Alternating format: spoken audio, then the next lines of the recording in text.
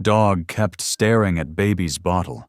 When baby cried, the horrifying truth came out. It all starts when a quiet grandmother tries to feed her tiny grandson, but the family's old German shepherd won't stop staring at the baby's bottle. At first, she thinks he's just being protective.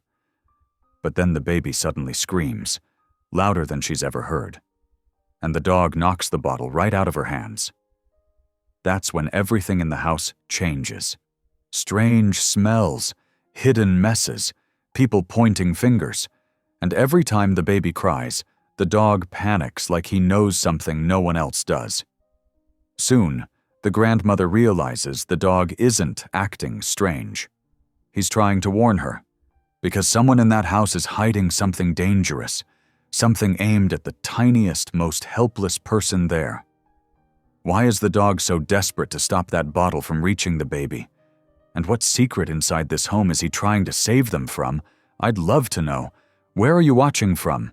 Type it down below, and while you're here, subscribe so you'll always catch the next story. The late afternoon sun filtered through the kitchen windows as Amelia Calder settled into her familiar routine. After 3 weeks in her son's home, she had memorized every cabinet, drawer, and the precise way Rena liked things organized. Her daughter-in-law was nothing if not particular about order. Amelia smiled softly as she wiped down the kitchen counter, her movements gentle and practiced from years of homemaking. The sound of Milo's nails clicking against the hardwood floor announced his presence before she saw him. The aging German shepherd had taken to following her around the house, his graying muzzle and wise eyes a constant companion. "Just getting things ready for the evening, old friend," she murmured to him. Milo's tail wagged slowly in response. From upstairs she could hear Rena speaking in hushed tones to baby Jonah. The interaction made Amelia's heart twinge with both joy and a hint of sadness. While she was grateful to be part of her grandson's daily life, she couldn't help but notice the slight stiffening in Rena's shoulders whenever she offered childcare advice. Earlier that day, when Amelia had suggested a different way to swaddle Jonah, Rena had smiled tightly and said, "Thanks, but I've read all the latest books on this." The words weren't unkind, but they created a small wall between them, brick by brick, day by day. Milo padded over to the baby monitor on the counter, his ears perking up at Jonah's soft coos. The dog had appointed himself as the baby's personal guardian, sleeping outside the nursery and alerting them to every whimper. His dedication reminded Amelia of how he'd been with Nolan when he was small. "Time for the evening bottle," Amelia said quietly to herself, checking the clock. 6:30 on the dot. She moved with quiet efficiency, measuring the formula precisely as she'd done countless times before. The shush routine was soothing, giving her purpose in this new chapter of her life. Rena's footsteps descended the stairs, each step measured and careful. "He's ready for his bottle," she announced, though they both knew Amelia was already preparing it. "I have to finish up some work emails, so would you mind?" "Of course," Amelia replied warmly, trying to bridge the unspoken gap between them. "We'll be just fine, won't we, Milo?" The German shepherd's behavior suddenly changed. His body tensed, and he moved to stand directly in front of Amelia, his dark eyes fixed intently on the bottle she was preparing. The shift in his demeanor was so abrupt that Amelia paused, the scoop of formula hovering over the warm water. "Milo?" she questioned, unused to seeing him so alert without cause. The dog's stare didn't waver. His ears were forward, his posture rigid with attention. Something about his intensity made the hair on the back of Amelia's neck rise. Upstairs, Jonah began to cry. But this wasn't his usual hungry cry or his tired whimper.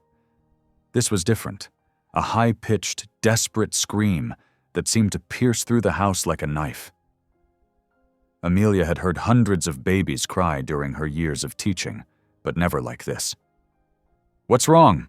Rena called from her home office, alarm clear in her voice. Before Amelia could respond, Milo acted. With a swift movement that belied his age, he reared up and knocked the bottle from Amelia's hands.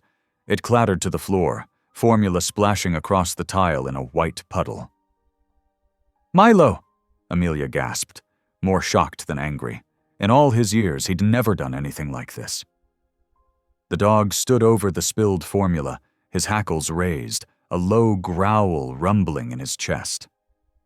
Above them, Jonah's screams continued, raw and frightening. Rena rushed down the stairs, her face pale with concern. "What's happening? What was that noise?" "Milo knocked over the bottle," Amelia explained, her voice shaking slightly. "I've never seen him act this way." They both stared at the German shepherd, who remained firmly planted between them and the spilled formula, his body language clear. "Do not touch." Jonah's cries echoed through the house, spurring them into action. "I'll make another bottle," Amelia offered, reaching for the container of formula. But Milo's growl deepened, stopping her hand mid-motion. His eyes, usually so gentle, were fierce with purpose. "Something's wrong," Amelia whispered, her teacher's intuition merging with a grandmother's instinct. "Rena, get Jonah. I don't think we should use this formula right now." Rena hesitated, torn between skepticism and the unsettling sound of her baby's cries. "But it's the same formula we always use." "Please," Amelia said softly, her eyes meeting her daughter-in-law's. "Trust me on this." Perhaps it was the terror in Jonah's screams, or maybe it was the way Milo stood guard over the spilled bottle like a sentinel, but something in that moment bridged the careful distance between the two women. Rena nodded and hurried upstairs to comfort her son. Amelia looked down at Milo, her hand trembling slightly as she rested it on his sturdy back. "What do you know, old friend?" she whispered. "What did you just stop from happening?" The German shepherd leaned against her leg, his body still tense but his eyes softer now as they met hers. In that moment, as Jonah's cries began to quiet upstairs and the spilled formula spread across the kitchen floor, Amelia felt the first stirrings of real fear. Not just for herself, but for all of them. The peaceful routine she'd built in her son's home suddenly felt fragile, like a soap bubble ready to burst. As she stared at the innocent-looking puddle of formula that Milo had so adamantly rejected, questions began to form in her mind. Questions she wasn't sure she wanted answered.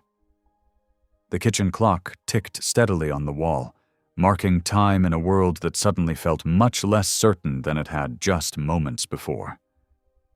Through the window, the late afternoon sun cast long shadows across the floor, stretching toward the spilled formula like pointing fingers.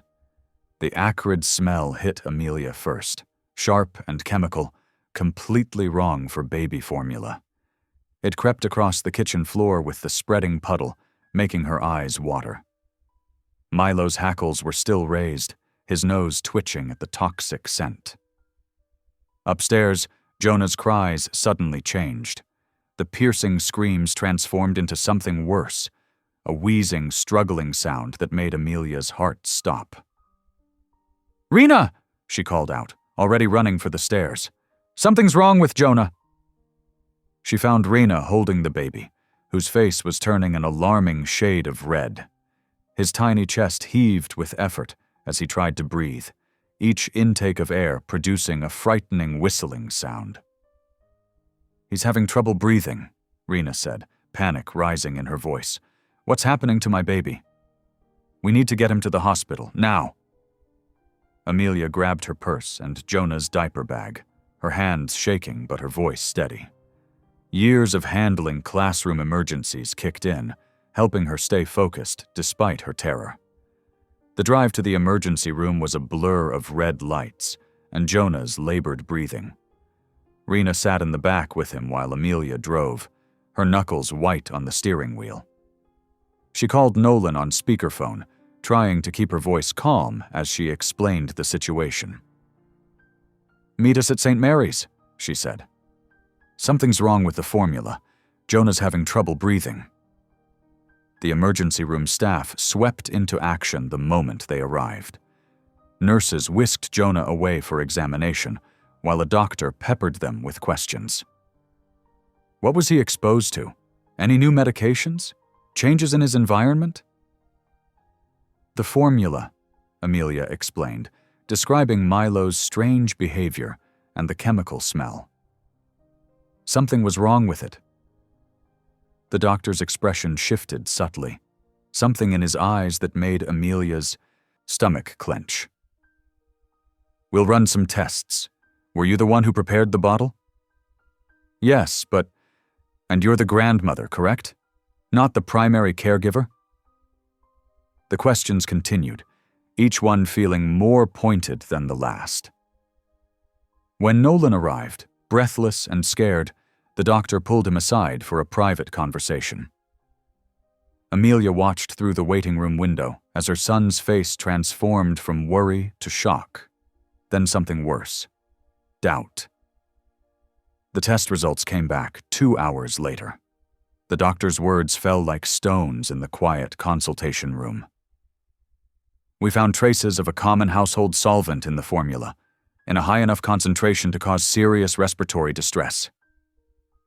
"But how?" Rena whispered, clutching Nolan's hand. "How could that get in there?" "That's what we need to determine," a new voice said. A woman in a neat blazer entered the room, introducing herself as Sandra Wells from Child Protective Services. "We take any potential poisoning case very seriously, especially with infants involved." Amelia felt the room shift around her, as if the floor had tilted. She watched the social worker's eyes move between them, lingering on her longest. "Mrs. Calder," Sandra said gently, "do you help with household cleaning at your son's home?" "Sometimes," Amelia answered, her throat tight. "But I would never—" "And have you been experiencing any memory issues lately?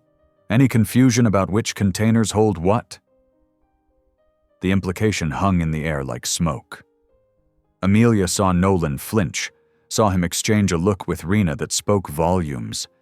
She wanted to protest, to explain about Milo's warning, but the words wouldn't come. "Mom has seemed a little forgetful lately," Nolan said quietly, not meeting her eyes. "Just small things, but—" "I'm not forgetful," Amelia managed to say, her voice hardly more than a whisper. "And I would never hurt Jonah. Never." But she could feel it happening, the subtle shift in the room, the way Rena pulled slightly away from her, the doubt creeping into Nolan's eyes. The hospital staff's carefully neutral expressions couldn't hide their suspicion.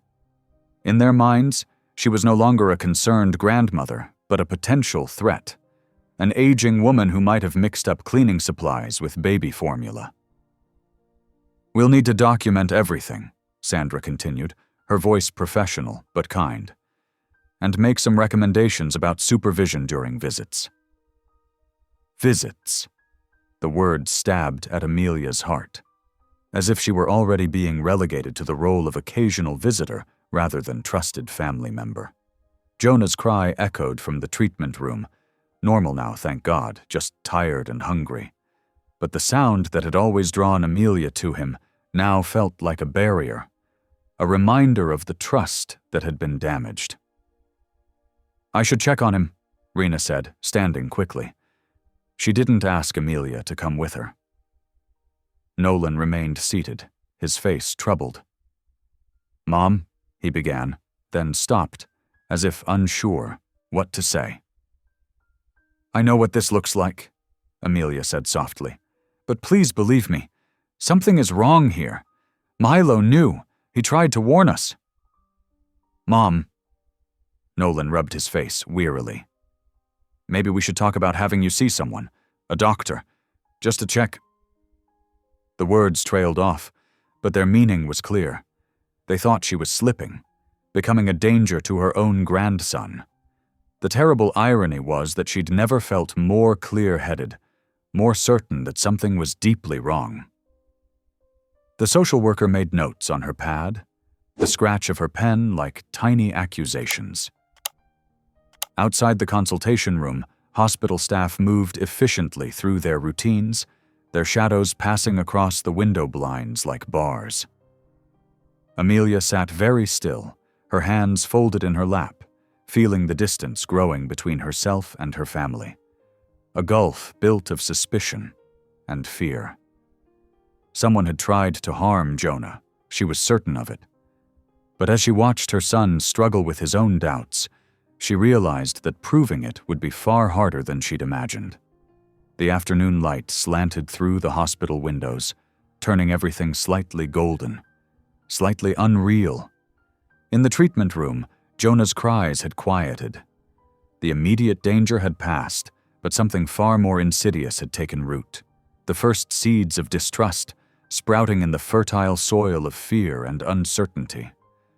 The drive home from the hospital felt endless.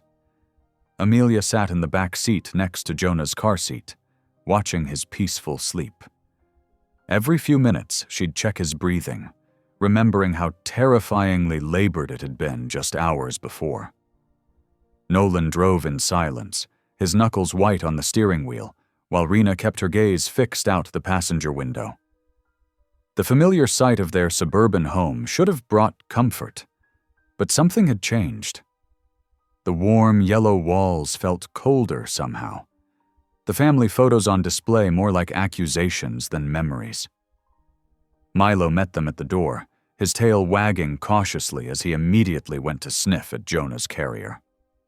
"I'll take him up," Rena said quickly, lifting the carrier before Amelia could reach for it. The message was clear. Keep your distance. Amelia watched them disappear upstairs, her heart aching. She moved to the kitchen, needing to keep her hands busy, to feel useful. But as she reached for the cabinet where they kept the formula, Nolan's voice stopped her. "Mom, maybe you should rest. I can handle the bottles." "Of course," she said softly, stepping back. "I understand." But understanding didn't make it hurt any less. The days that followed settled into an uncomfortable routine. Rena began preparing all of Jonah's bottles herself, carefully measuring and mixing while keeping one eye on Amelia. Nolan came home earlier from work, his worried glances between his mother and his wife growing more frequent. Milo became their constant shadow, especially during feeding times. The aging shepherd would plant himself in the kitchen, watching intently as bottles were prepared. His behavior grew increasingly alert, ears forward, body tense, sometimes letting out low growls that made everyone nervous. "That dog's getting weird," Rena muttered one afternoon, reaching for a clean bottle. "Maybe we should keep him out of the kitchen." But before anyone could move toward him, Milo's growl deepened. His eyes were fixed on the bottle in Rena's hand. Amelia felt a chill run down her spine, remembering how he'd knocked the contaminated bottle away before. "Wait," she said, moving closer. "Something's wrong with that bottle." Rena pulled back sharply. "I just cleaned it myself." "Please, just let me look," Amelia insisted, reaching for it. The cap seemed oddly sticky, and when she tried to twist it, it wouldn't budge. It's glued shut." Nolan came over, frowning as he examined the bottle. "That's the same smell," he said, his voice tight. "The same chemical from before." The next hour passed in a blur of phone calls and rising tension. Child Protective Services arrived again, led by Sandra Wells, her expression even more concerned than before. 2 police officers accompanied her this time, their presence making the house feel smaller, more threatening. "We'll need to search the premises," Sandra explained gently. "Standard procedure in cases like this." Amelia sat on the living room couch, watching helplessly as they moved through the house. Milo stayed by her side, his head on her knee, while Rena paced near the stairs with Jonah, and Nolan stood by the window, his back rigid with stress. The call from upstairs made everyone freeze. "Ms. Wells, you need to see this." Sandra disappeared upstairs, returning moments later with one of the officers. In his gloved hand was a half-empty bottle of industrial solvent. Amelia's stomach dropped as she recognized the label. The same brand found in Jonah's formula. "This was found in the guest room," Sandra said carefully. "In the back of the closet."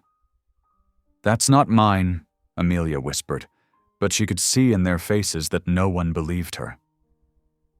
"I would never—" "Mrs. Calder," Sandra interrupted gently. "Given these developments, we need to discuss Jonah's safety." Rena clutched Jonah closer, turning away. Nolan's face had gone pale, his expression torn between love and fear. "We're recommending immediate temporary separation," Sandra continued, "for everyone's safety while this is investigated." "No," Amelia breathed, rising from the couch. Milo pressed against her legs, as if trying to hold her up. "Please, you have to understand, someone is doing this deliberately. These aren't accidents." But she could see the truth settling over the room like a heavy blanket. In their eyes, her protests only confirmed their suspicions. A confused, possibly dangerous grandmother denying her own actions. The perfect explanation for the mysterious poisoning attempts. "I'll pack a bag," she said finally, her voice hollow. "But please, please be careful. Watch everything. Someone is trying to hurt Jonah, and they're using me to cover their tracks." As she climbed the stairs to gather her things, she heard Sandra speaking quietly to Nolan and Rena about restraining orders and supervised visitation. Each word felt like another brick in the wall being built between her and her family. In the guest room, now feeling more like a crime scene than a sanctuary, Amelia moved slowly, placing folded clothes into her suitcase. Her teacher's mind, trained through decades of observing children and solving classroom mysteries, began to work despite her emotional turmoil. The accidents were too perfect, too precisely timed. The evidence appeared exactly where it would be most damaging. Someone wanted her gone, wanted her separated from Jonah. Someone smart enough to manipulate circumstances and plant evidence. Someone who understood how suspicion worked, how doubt could poison a family as effectively as any chemical. Milo followed her down the stairs, his nails clicking on the hardwood like a sad countdown. At the door, she turned for one last look at her grandson. Jonah was awake now, his big eyes watching her over Rena's shoulder. He reached out one tiny hand, and Amelia had to turn away before they could see her tears. "I'll call you once we've arranged supervised visits," Nolan said, his voice cracking slightly. Maybe we can get you some help, Mom." Amelia nodded, not trusting herself to speak. As she walked to her car, she felt the weight of their stares through the windows. The police cruiser would follow her to make sure she went straight to the hotel Sandra had arranged. What they couldn't see was the steel forming beneath her grief. Someone had orchestrated this separation, had carefully constructed her downfall. And while they might have succeeded in removing her from the house, they had underestimated one crucial thing. A grandmother's love was stronger than any doubt they could plant. Milo watched from the front window as she drove away, his posture alert and worried. In her rearview mirror, Amelia caught one last glimpse of her family's home, now forbidden territory. The late afternoon sun cast long shadows across the lawn, stretching like dark fingers toward her retreating car. The autumn rain tapped against the window of Amelia's hotel room as she sat in the faded armchair, her teacher's notebook open on her lap. Old habits died hard. She'd always processed things better when she wrote them down, organized them into neat columns and bullet points, just like she had during her 30 years of teaching. The pages were filled with her careful observations from the past weeks. She'd started keeping track after the first incident, her instincts telling her something wasn't right. Now, reading through her notes, patterns emerged that she hadn't noticed before. Every accident had happened within 24 hours of one of Corinne Keene's visits. The thought made Amelia sit up straighter, her pencil moving faster as she connected more dots. Corinne had been at the house the morning before the first formula incident, bringing by some essential baby items that Rena simply couldn't do without. And Milo, dear, faithful Milo, had acted differently around Corinne from the start.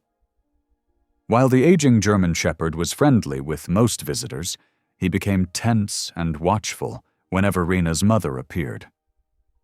At first, Amelia had dismissed it as normal animal behavior, but now she flipped through more pages. There were other signs, too. The way Corinne would comment on everything Amelia did, her voice dripping with fake sweetness. "Oh dear, is that how you're holding him? I always found it better to..." Or, "Goodness, warming the bottle that way? No wonder he's been fussy." The criticisms were always wrapped in concern, delivered with a smile that never quite reached her eyes. And after each visit, Rena seemed more distant, more doubtful of Amelia's capabilities.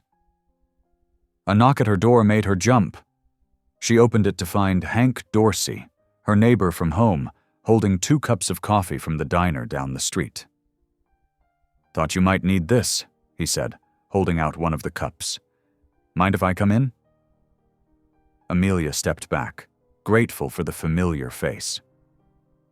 Hank had been her neighbor for 15 years, ever since his wife passed.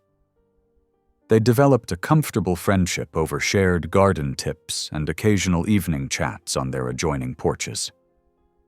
"Thanks, Hank." She cleared some papers from the small table by the window. "I've been going over everything, trying to make sense of it all." Hank settled into the chair across from her, his weathered face serious. "And?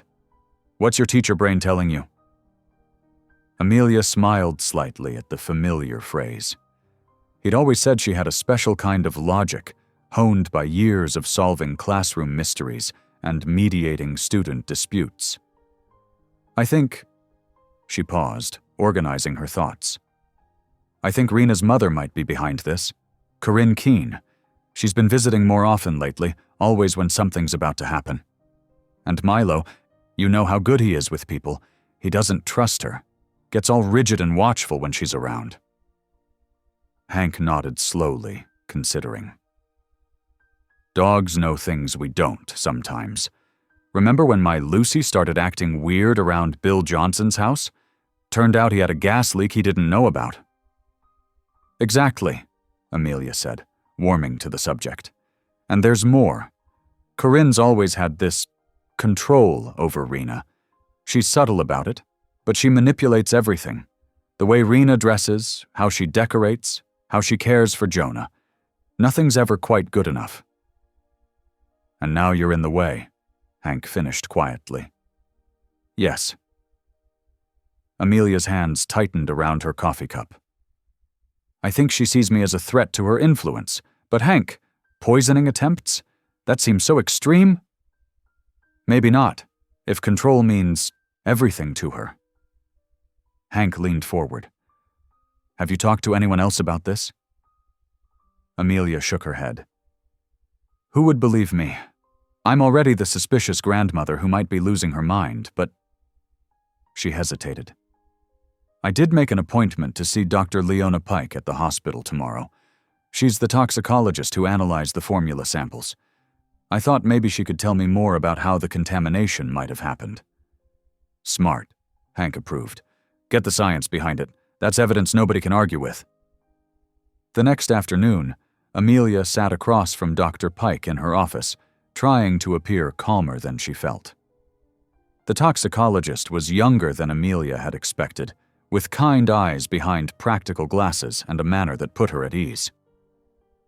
"Mrs. Calder," Dr. Pike began, "I've reviewed the test results from both incidents. The solvent found in the formula was a common household cleaner, but highly concentrated.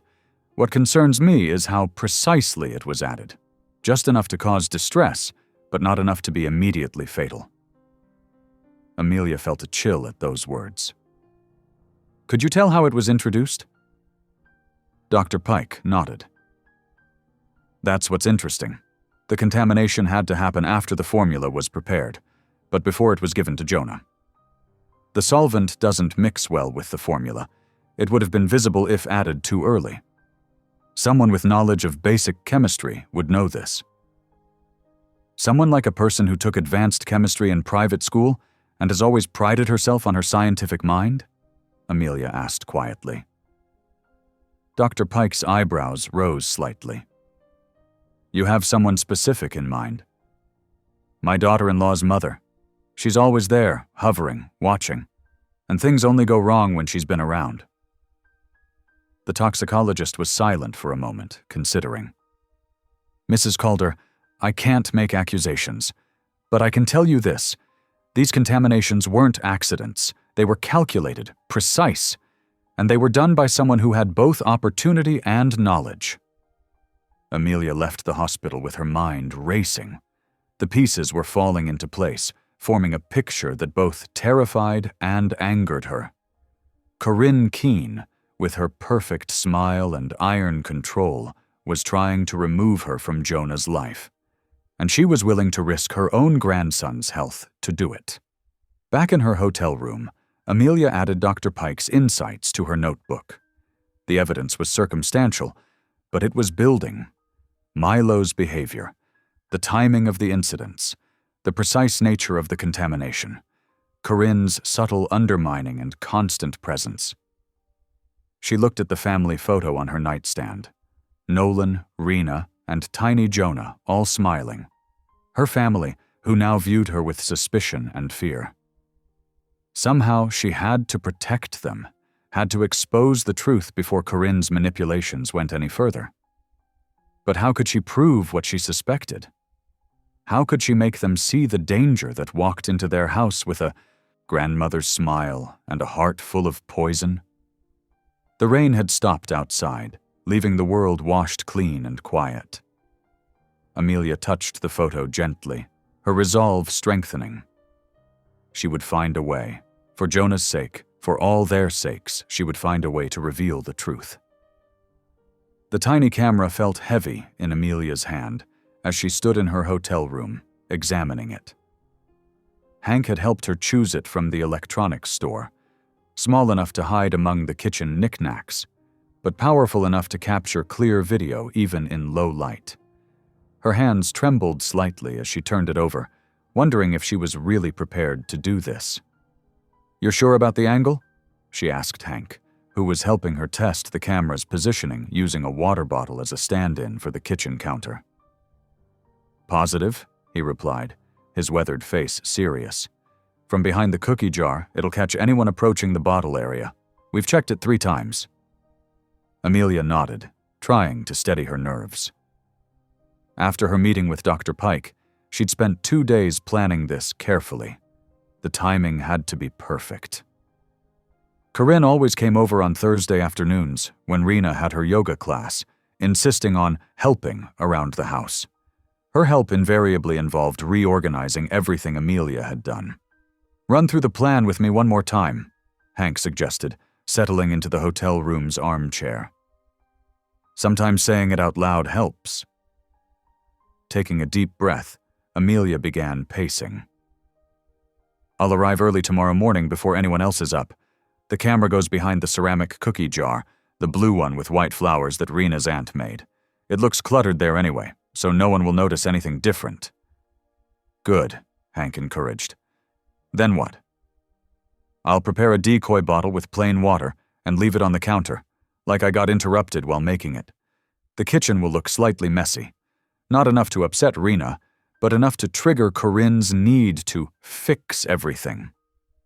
Amelia's fingers made air quotes around the word fix. She continued, the real bottles for Jonah will be pre-made and safely stored in the nursery fridge, where I've been keeping them since the second incident. Corinne doesn't know about that fridge. Rena had it installed last week. Hank nodded approvingly. Smart thinking. And you're sure about the timing? Yes. Rena leaves for yoga at 2 o'clock sharp. Corinne always arrives 15 minutes later, saying she's there to help with Jonah. She'll find me in the nursery, where I'll be genuinely busy changing him. That's when she usually takes the opportunity to straighten up the kitchen. Amelia stopped pacing and sat heavily on the edge of the bed. But Hank, what if I'm wrong?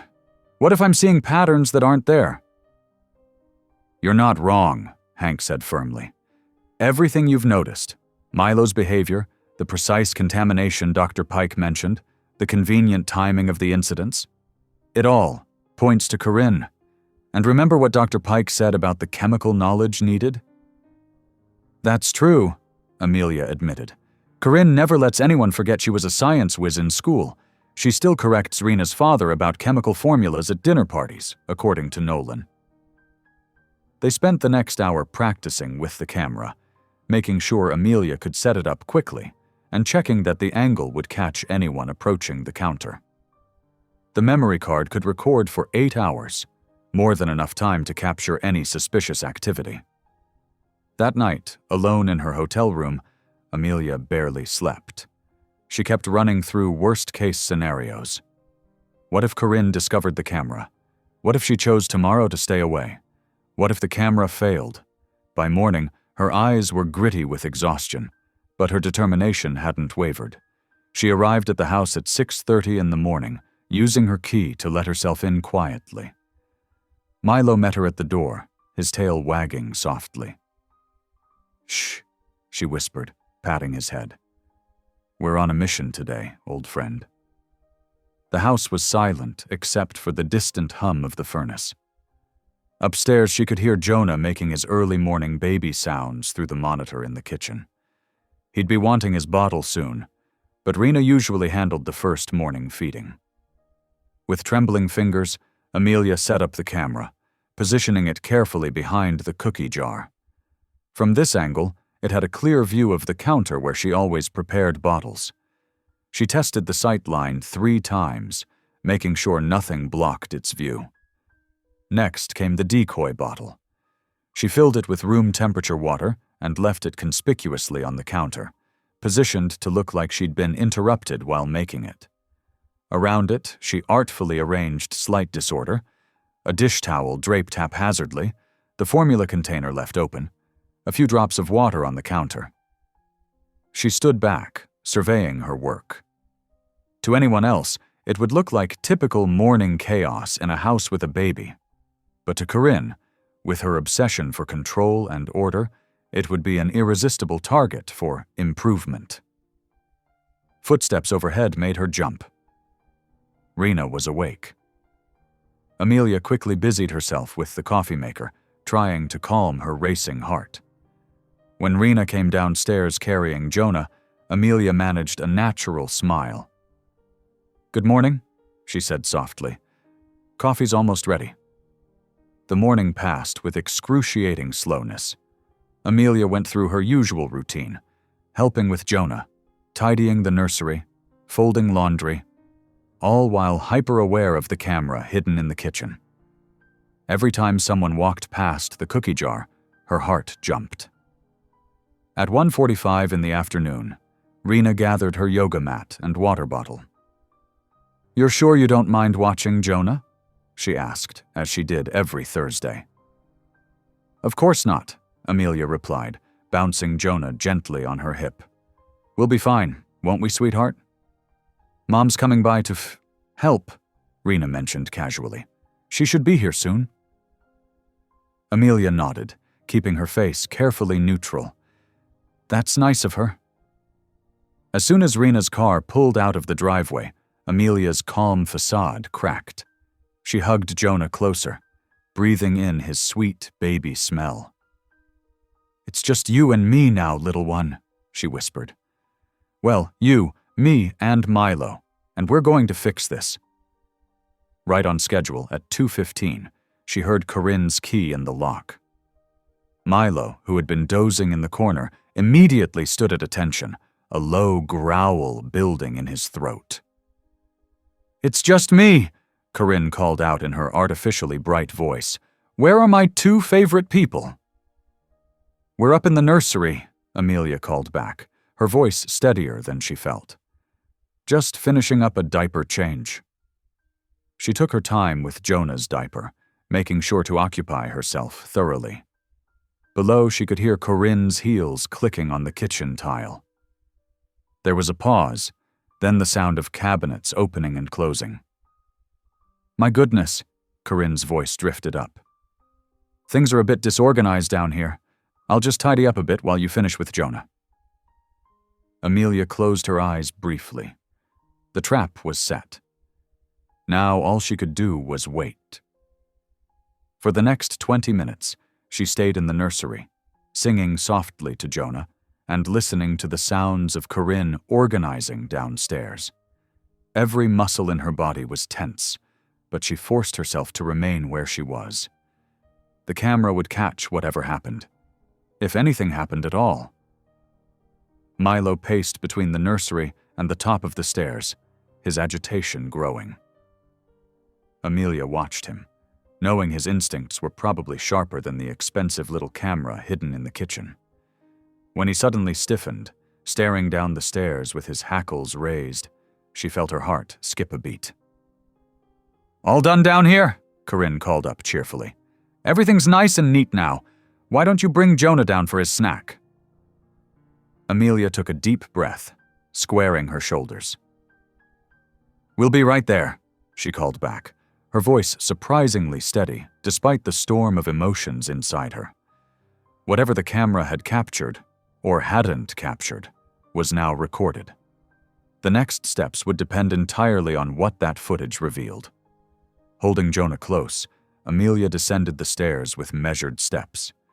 Each footfall felt heavy with the weight of what might have just happened in the kitchen below.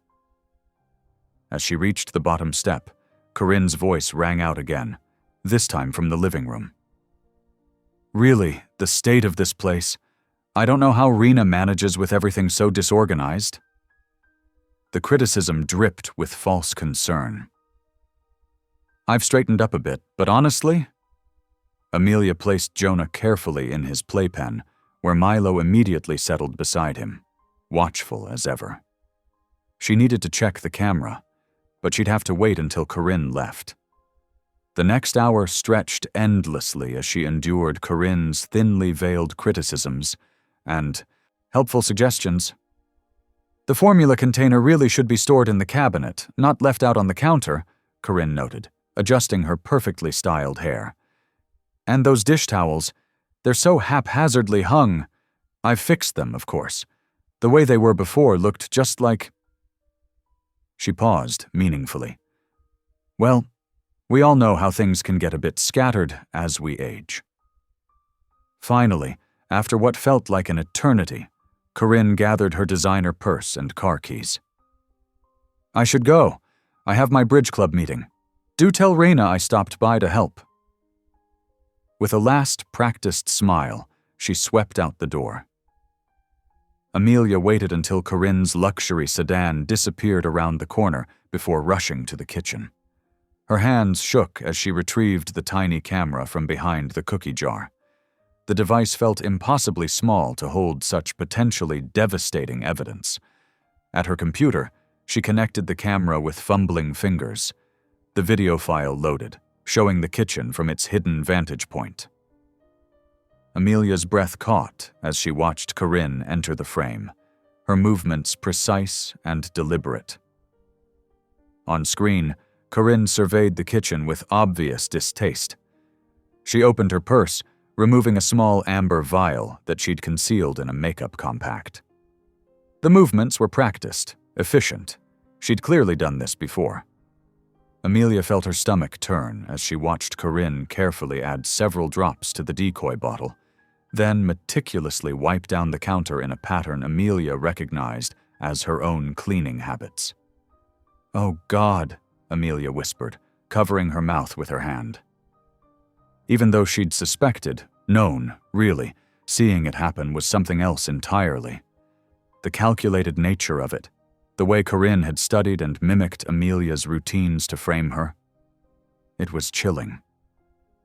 She played the video again, making sure to note every detail. The timestamp was clearly visible. The lighting was good. There was no mistaking what was happening or who was doing it. She had her proof.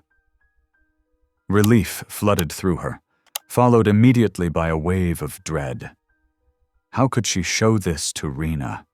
The young woman practically worshipped her mother, despite, or perhaps because of, Corinne's controlling nature.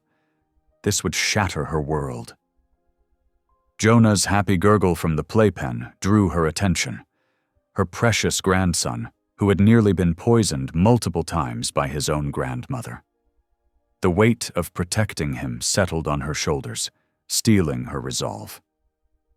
This wasn't about her anymore, or even about Rena's feelings. This was about keeping Jonah safe. She heard Rena's car pull into the driveway, returning from yoga class. Quickly, Amelia saved multiple copies of the video file and tucked the camera away safely. Her heart pounded as Rena's key turned in the lock. The truth would have to come out, but she needed to be strategic about how and when to reveal it. "Hi, Mom! Hi, Jonah!" Rena called out cheerfully as she entered, her yoga mat tucked under her arm. "Did everything go okay? Did my mother stop by?" Amelia looked at her daughter-in-law, this young woman who trusted her mother so completely, who was about to have her world turned upside down. "Yes," she said softly. "Your mother was here." Rena smiled, oblivious to the weight of what had transpired. "I'm glad. She's always so helpful, isn't she? Always organizing things, making everything perfect." Perfect. The word echoed in Amelia's mind as she watched Rena scoop up Jonah, covering him with kisses. Perfect was Corinne's weapon, her excuse for controlling everything and everyone around her, even if it meant harming her own grandson to maintain that illusion of perfection.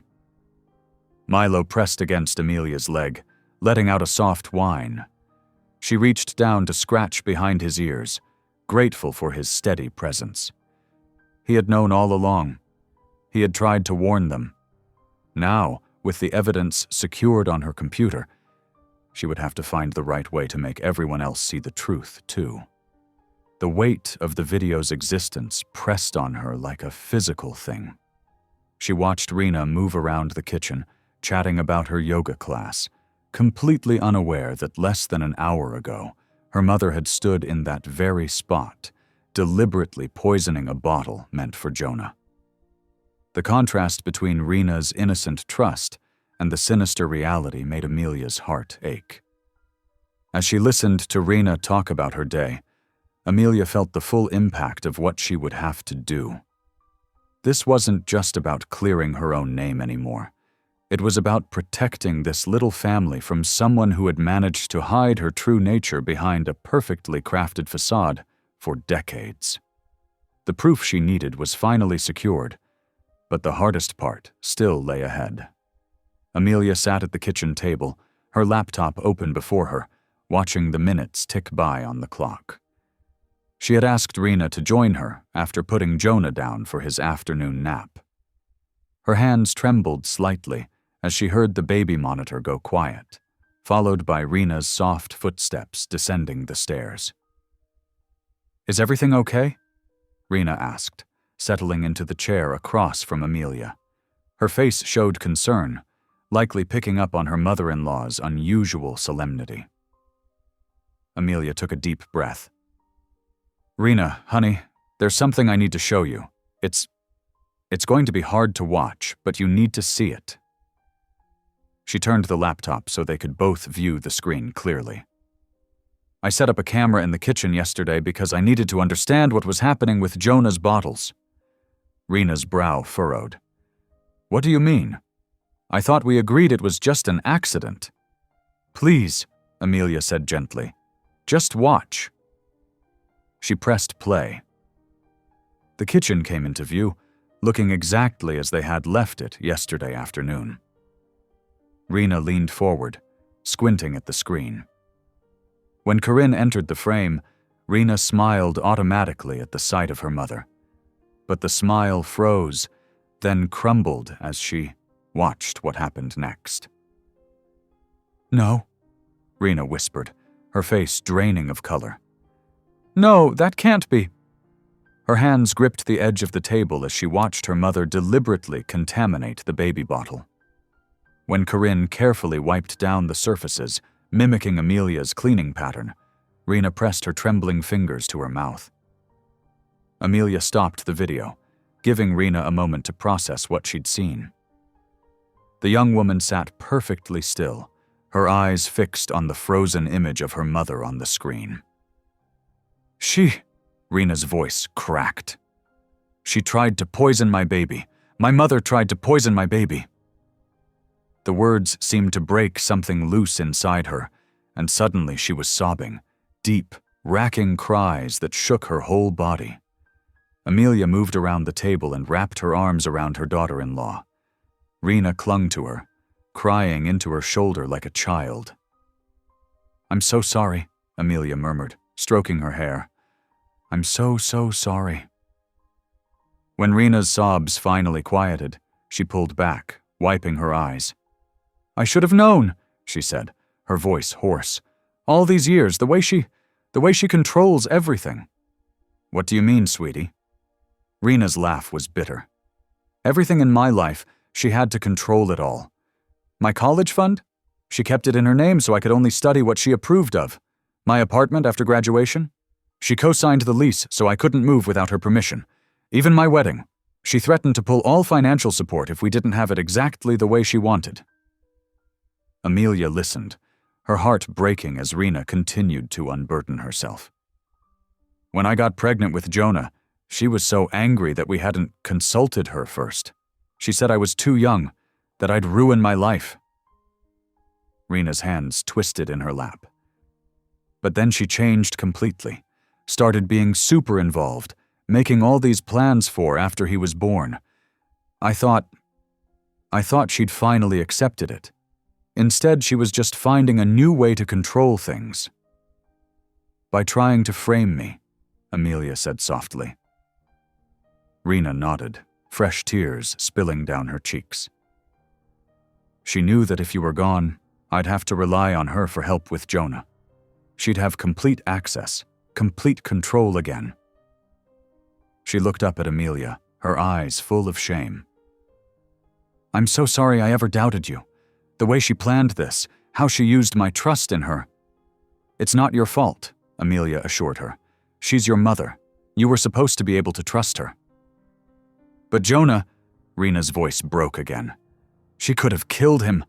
My own mother was willing to poison my baby just to maintain her control over me. She stood up suddenly, pacing the kitchen. We have to stop her.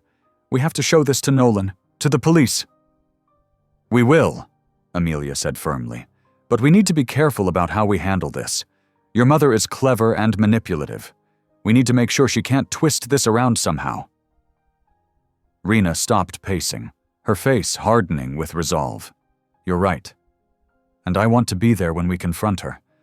I need her to see that I'm choosing my son and you over her manipulation. She took a shaky breath. I've spent my whole life being afraid of disappointing her, of losing her approval. But she lost my trust the moment she endangered Jonah. Amelia felt a surge of pride watching Rena stand straighter, stronger. We'll do this together, she promised.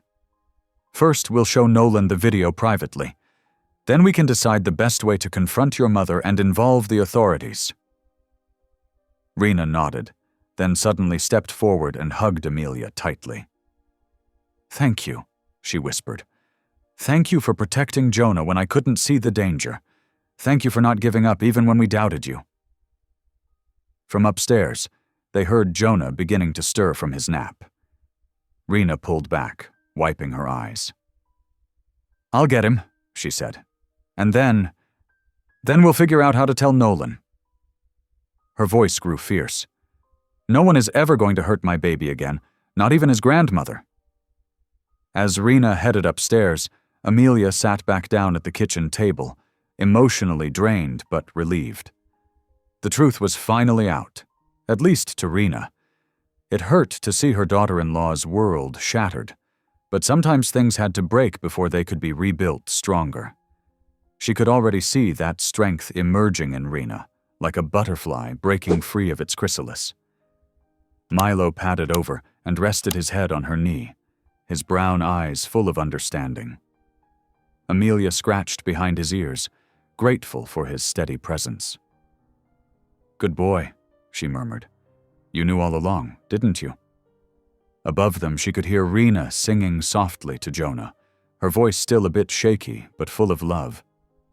They had a difficult path ahead, but at least now they would walk it together, united in their determination to protect the innocent baby who had brought them all together.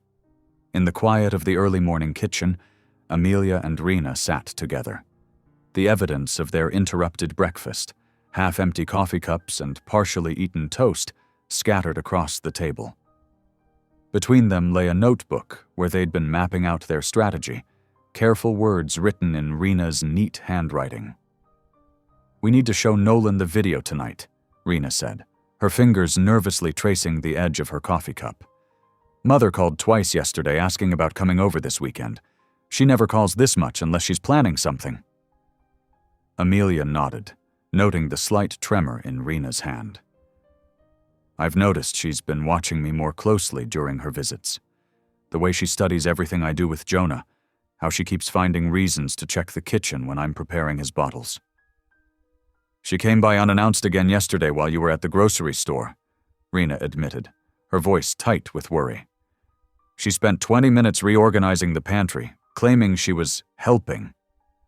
But I saw her examining all the bottle supplies, checking the formula container." "She's getting nervous," Amelia said softly. "Milo's behavior might have tipped her off. He won't let her anywhere near Jonah's things anymore." As if hearing his name, the German shepherd lifted his head from his spot by the back door, his ears perking forward. Both women watched as he suddenly stood, padding to the window with a low growl building in his throat. "Speaking of," Rena whispered, rising to peek through the curtains. "That's her car pulling up, again. Third time this week, and it's only Wednesday." Amelia quickly gathered up their planning notes, tucking them safely away in her crossword puzzle book, a place Corinne would never think to look. "Remember," she murmured to Rena, "act natural. We can't let her suspect we know anything until we've talked to Nolan." Rena squared her shoulders, a new strength visible in her posture that hadn't been there before discovering the truth about her mother. "I know. I can handle this. I've been practicing my whole life at pretending everything's fine around her." The doorbell chimed, its cheerful tone at odds with the tension filling the room. Milo's growl deepened slightly. "Quiet, boy," Amelia soothed, though privately she agreed with the dog's assessment. Rena opened the door to reveal Corinne Keene, impeccably dressed as always in a cream-colored pantsuit that probably cost more than most people's monthly salary. "Darling," she exclaimed, air-kissing Rena's cheeks. "I was just in the neighborhood and thought I'd pop by to see my gorgeous grandson." "Mother, what a surprise," Rena managed, her voice steady despite the lie. They all knew this visit was deliberately planned. "Jonah's actually down for his morning nap right now." "Oh, what a shame." Corinne swept into the house, her sharp eyes taking in every detail. "I'll just wait then. We can have a nice chat in the meantime." Her gaze landed on Amelia, and though her smile remained fixed, something cold flickered in her eyes. "Amelia, dear, still here helping out?" "Always," Amelia replied pleasantly, matching Corinne's artificial warmth with practiced ease. "Jonah's at such a wonderful age. Wouldn't miss it for the world." Yes." Corinne set her designer handbag down, positioning herself so she could see both the kitchen and the baby monitor on the counter. "Though it must be exhausting at your age, no one would blame you if you needed to step back a bit." The underlying message was clear. "Leave."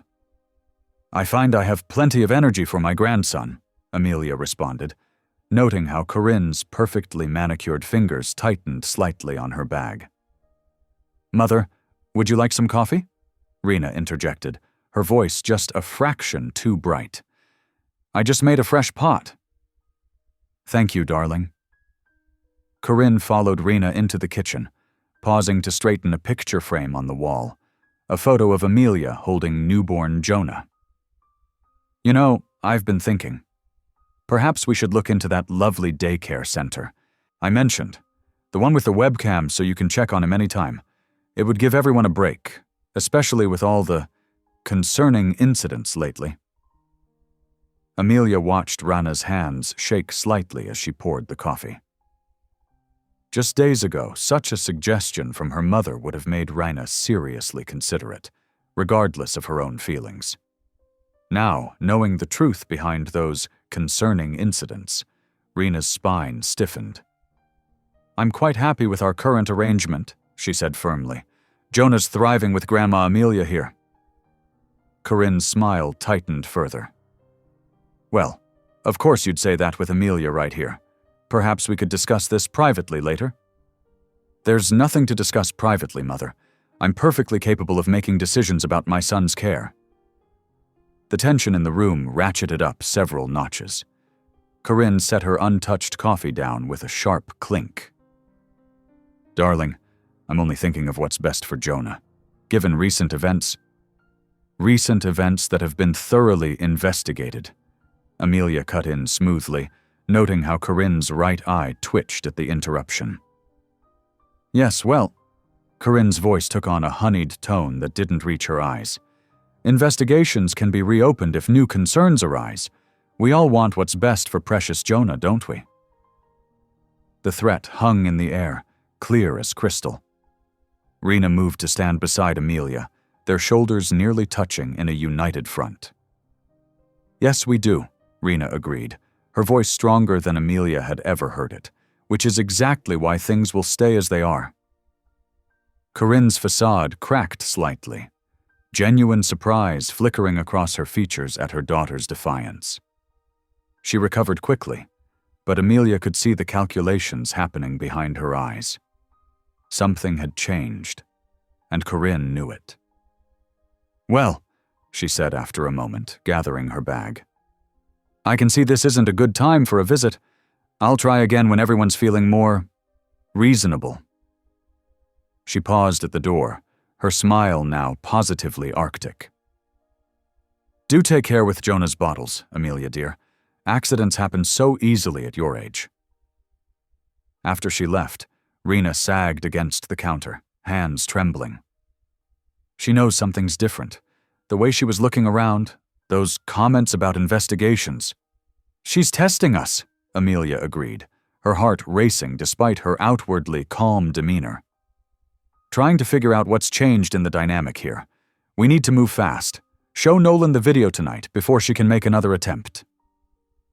"I'll text him now," Rena said, pulling out her phone. "Ask him to come straight home after work. No stopping at the office for extra hours."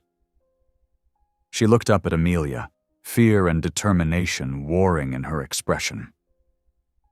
"She's going to try something soon. I know that look she had. It's the same one she got right before she sabotaged my college scholarship when I talked about transferring schools against her wishes." Amelia reached out to squeeze Rena's shoulder. "We won't give her the chance. We have proof now, and once Nolan sees it—" She trailed off as Milo suddenly barked, his attention fixed on something outside. Through the window they could see Corinne's car still parked down the street, the woman herself clearly visible in the driver's seat, watching the house. "She's not leaving," Rena whispered. "She's waiting to see if I'll call her once you're not around, like I always used to do when she'd push like this." "Then we'll give her nothing to see," Amelia said firmly. "We'll go about our day normally. When Nolan gets home, we'll show him everything.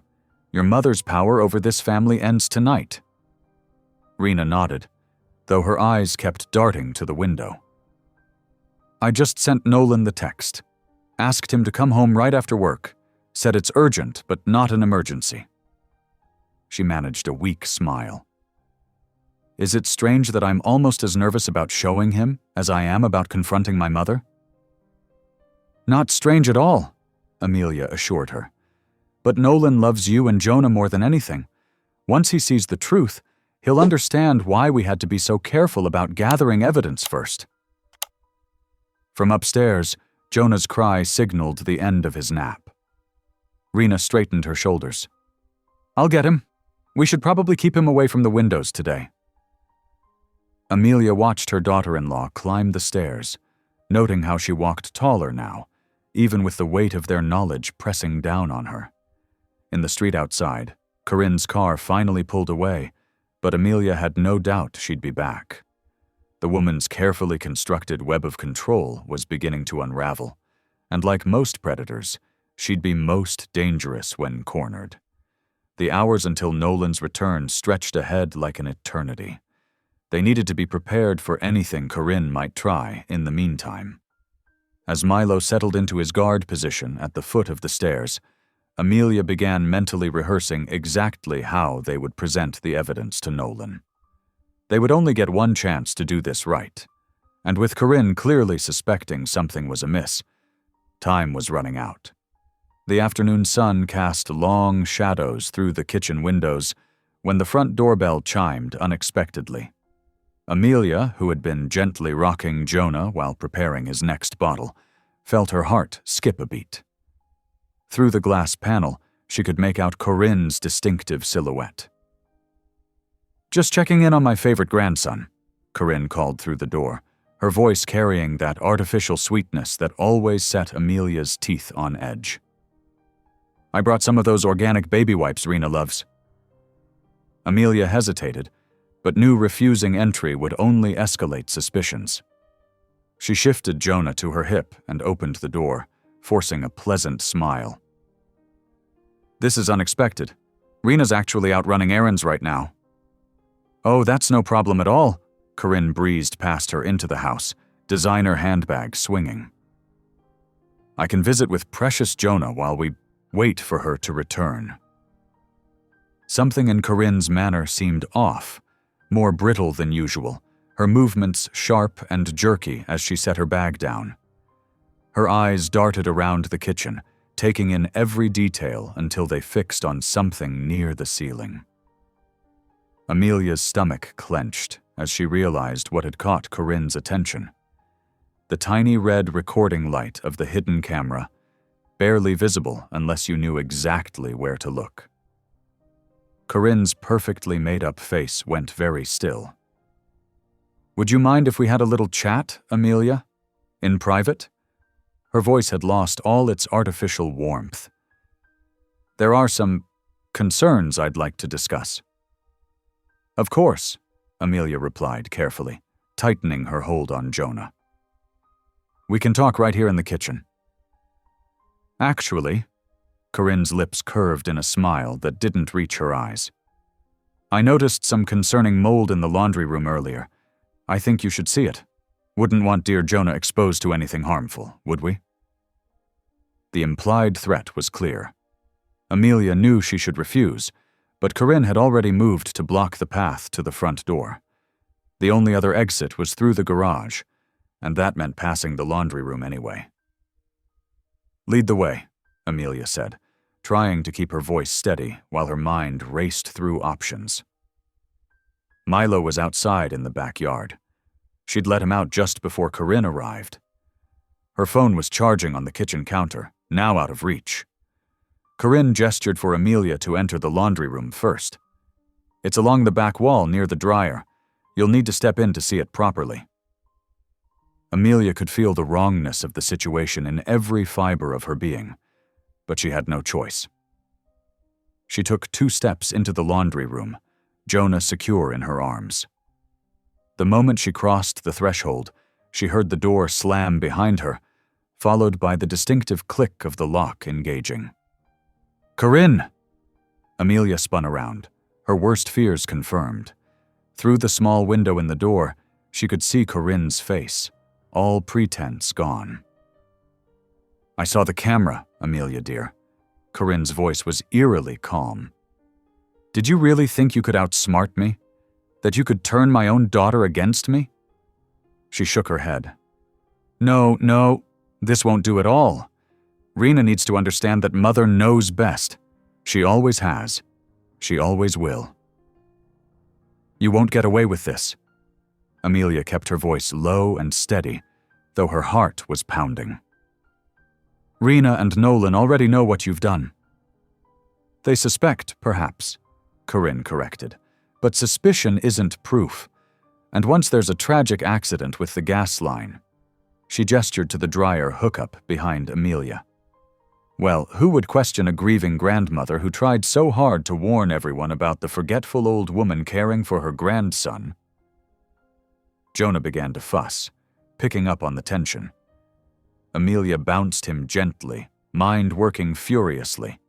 The laundry room had no windows to the outside, just the small one in the door. The walls were solid. Even if she screamed, the neighbors wouldn't hear. Her only hope was Rena returning soon, but even that could be dangerous if Corinne was truly desperate enough to tamper with the gas line. "Think about what you're doing," Amelia tried to reason with her. "You say you love Jonah, but you've been poisoning him for weeks. Is control really worth destroying your own grandson's life?"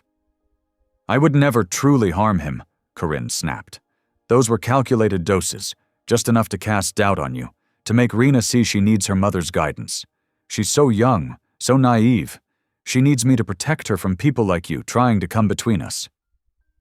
"People like me?" Amelia felt a flash of anger. "You mean people who actually care about Rena's well-being? Who want her to be strong and independent?" "Independent?" Corinne laughed sharply. "She's never been independent. Every decision, every achievement, I orchestrated all of it. Her marriage to Nolan, her perfect little life. It's all because I made it happen. And I won't let you destroy that." Through the small window, Amelia could see Corinne moving around the kitchen, methodically opening cabinets. Looking for something specific, Amelia realized with growing dread. The cleaning supplies were kept locked away because of Jonah, but Corinne had been in the house often enough to know where everything was. Jonah's fussing increased to full-blown crying. The laundry room was growing warm, and the air felt thick. Amelia tried the light switch, but nothing happened.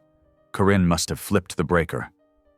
In the dimness, she felt along the walls, searching for anything that might help, all while keeping up a steady stream of soothing whispers to Jonah. "Shh, sweet boy. It's going to be okay. Mommy will be home soon." She prayed she wasn't lying. Rena had only gone to pick up a prescription. She should be back any minute. But would she realize something was wrong in time? Through the door, she heard Corinne humming to herself, an oddly cheerful sound that made Amelia's skin crawl. The woman was completely unraveling, years of careful control crumbling in the face of exposure. That made her more dangerous than ever. Amelia's fingers found the gas line connection to the dryer.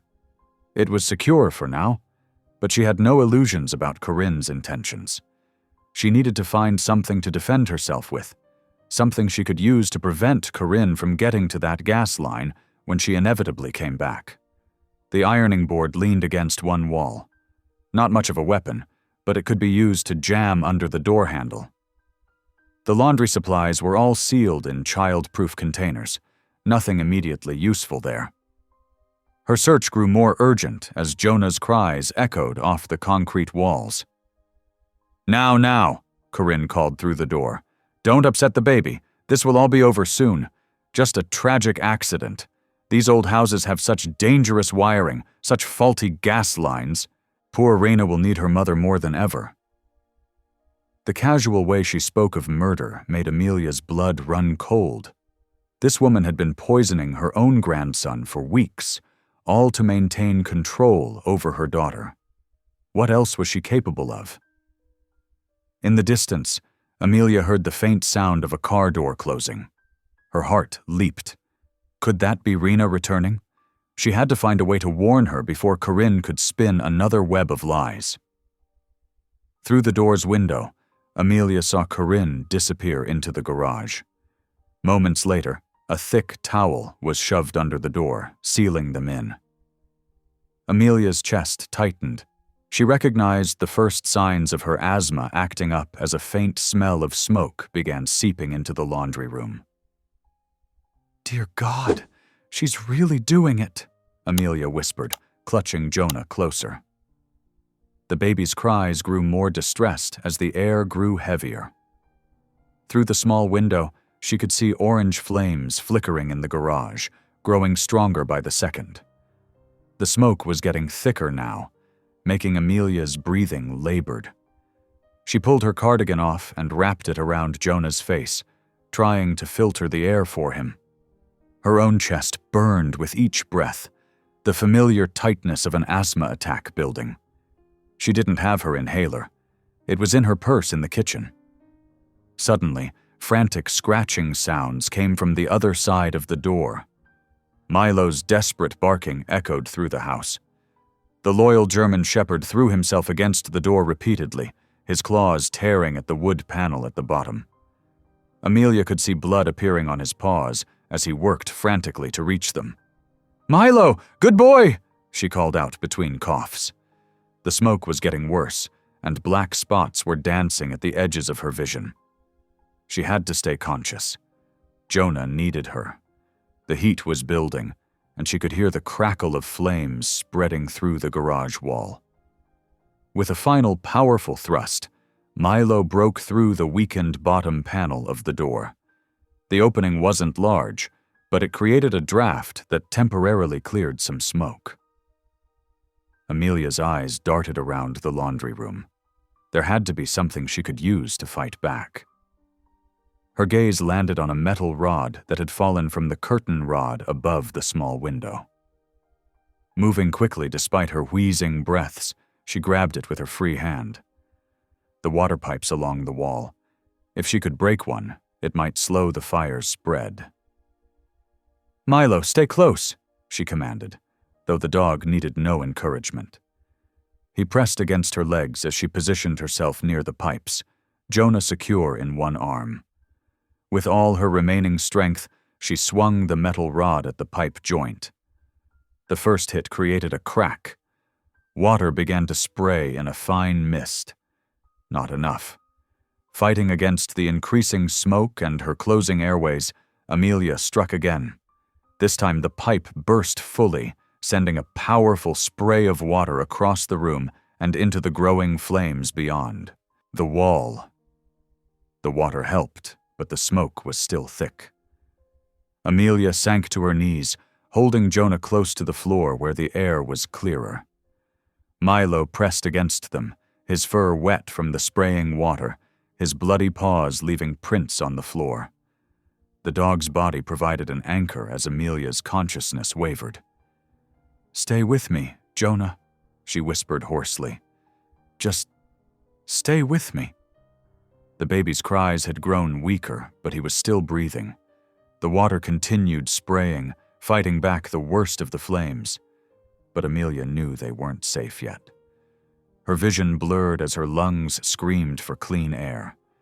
She focused on Jonah's face, on Milo's steady presence beside them, using their need for her as motivation to stay conscious despite her body's desperate urge to give in to the darkness at the edges of her vision.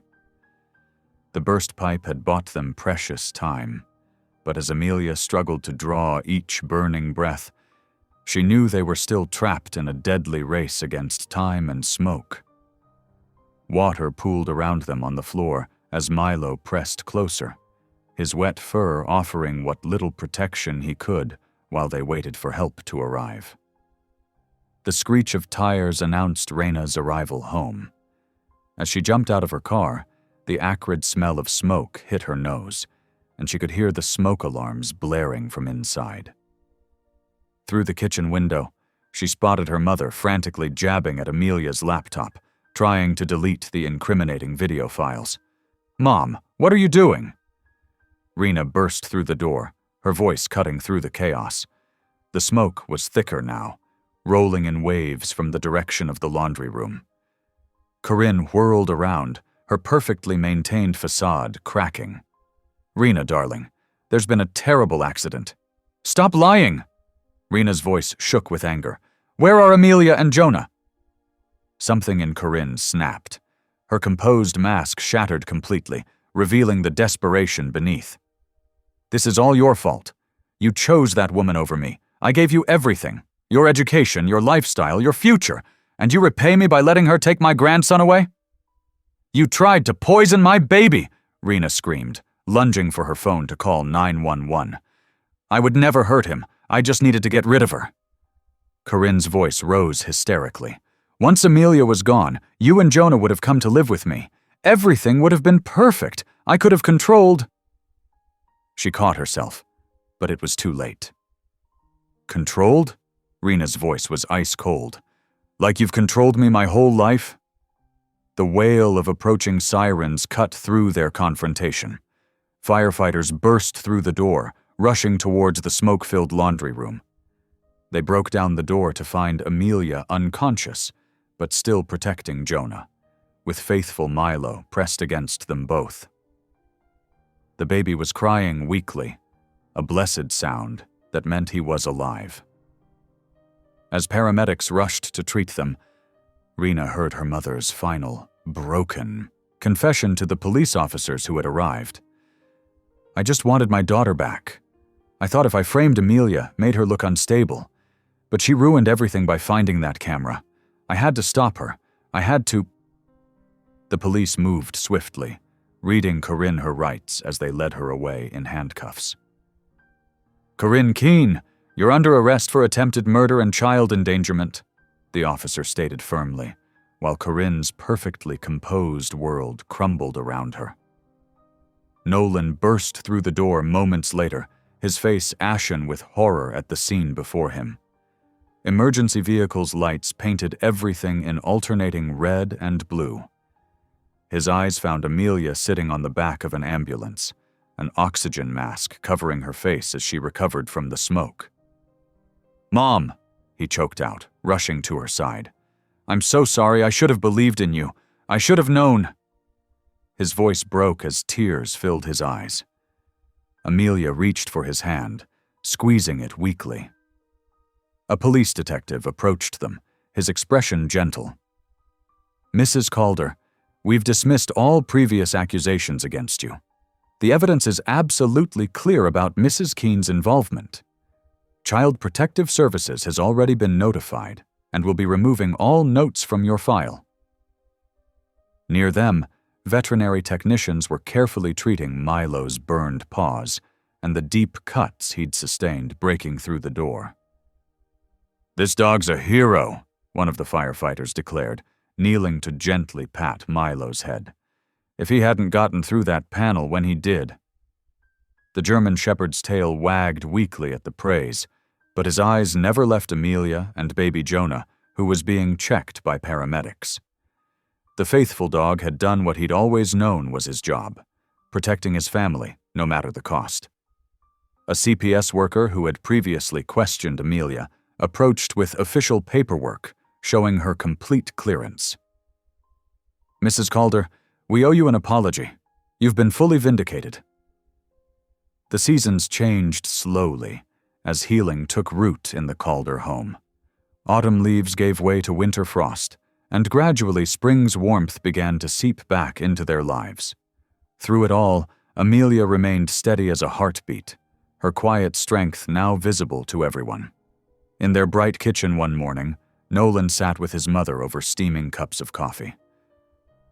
"I keep thinking about how I almost lost everything because I couldn't see what was right in front of me," he said, his voice thick with emotion. "Mom, you were always the one who taught me to look deeper, to question things. But I let fear cloud my judgment." Amelia reached across the table, covering his hand with hers. "We all did what we thought was right at the time," she said softly. "What matters is that we're here now, together."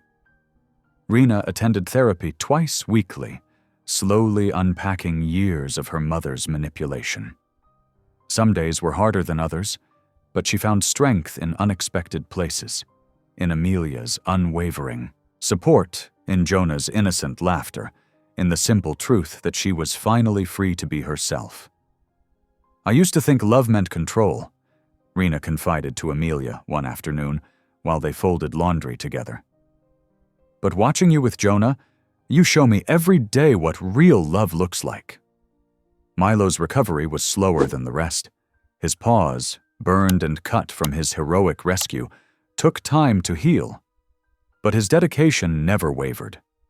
He maintained his post near Jonah's crib, now able to rest peacefully, knowing the threat was gone. The veterinarian praised his progress, noting how well the scars were healing. The family's bond grew stronger with each passing day. Where once there had been doubt and tension, now there was understanding and trust. Amelia's wisdom was sought after, her observations valued. She wasn't just the grandmother who helped with childcare anymore. She was the foundation that had kept their family from crumbling when everything else threatened to fall apart. The morning sunlight streamed through the living room windows, casting warm patterns across the hardwood floor. Legal papers lay spread out on the coffee table as Nolan held a pen, his expression thoughtful and determined. Amelia sat beside him, watching as he carefully signed each document. "Co-guardian," Nolan said softly, looking up at his mother. "It means if anything ever happened to Rena and me, you'd have legal rights to take care of Jonah. It's not just a piece of paper, Mom. It's our way of saying we trust you completely." Amelia's eyes welled with tears as she touched the corner of the document. After everything they'd been through, this gesture meant more than words could express. Rena, who sat across from them in her favorite armchair, smiled warmly. "You didn't just save Jonah from physical danger," Rena said, her voice gentle but firm. "You saved our whole family.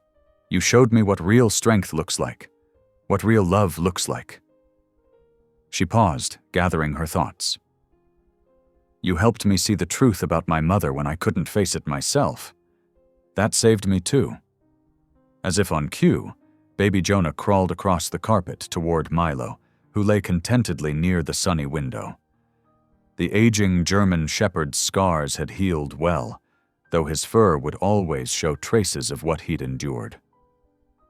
Jonah reached out with pudgy fingers, gently tugging at Milo's fur. Instead of moving away, Milo simply turned his head to give the baby a gentle lick. Amelia watched this interaction with a deep sense of peace settling in her heart. Just months ago, she'd felt pushed to the margins of her own family, her competence questioned, her presence barely tolerated. Now, she saw the truth reflected in every moment, every interaction. She was cherished, respected, and essential to their family's well-being. "Look at them," she said softly, nodding towards Jonah and Milo. "They never doubted each other for a moment, did they?" Nolan stood up and wrapped an arm around his mother's shoulders. "They're smarter than we were," he admitted. "But we know better now. We know exactly who you are, Mom. Our protector, our compass, our heart." The morning light continued to fill the room, warming them all in its gentle glow. Amelia felt the weight of the signed guardianship papers in her hands, not as a burden, but as a testament to restored trust and deepened love. She had reclaimed more than just her reputation. She had secured her place in her family's future, earned through unwavering courage and unconditional love. Jonah giggled as Milo nuzzled him gently, and Amelia's heart swelled with pride and contentment. This was her family, her home, her belonging, no longer questioned but celebrated, no longer underestimated, but understood and valued for exactly who she was. Thanks for watching. If any part of this story lingered with you, consider subscribing. I'll be here again tomorrow, sharing another tale that speaks to the soul.